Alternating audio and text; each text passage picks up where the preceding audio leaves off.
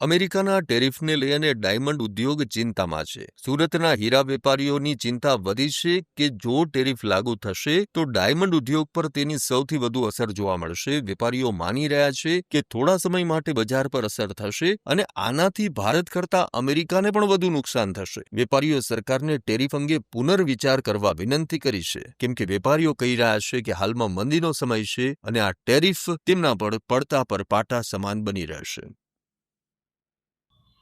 Loose ડાયમંડમાં પહેલાં April પહેલાં તો 0% હતું અને જ્વેલરી પર 5 થી 7% જેવી હતી, પણ એપ્રિલ પછી તે 27% ટેરિફ નાખવામાં આવેલો હતો, તો એની થોડીક નેગેટિવ અસર માર્કેટ પર થયેલી હતી. બાદમાં એ ઘટાડીને 10% કરવામાં આવ્યો હતો અને પાછો 1 ઓગસ્ટથી જે 25%ની વાત છે, હજી ફાઇનલ ડેટા આવેલા નથી કઈ આઇટમ પર કેટલું ટેરિફ નાખવામાં આવશે, પણ ચોક્કસ એની થોડી ઘણી અસર તો વધતા છે અને સમય જતાં એની સાનુકૂળતા થઈ જશે એવું મને લાગી રહ્યું છે.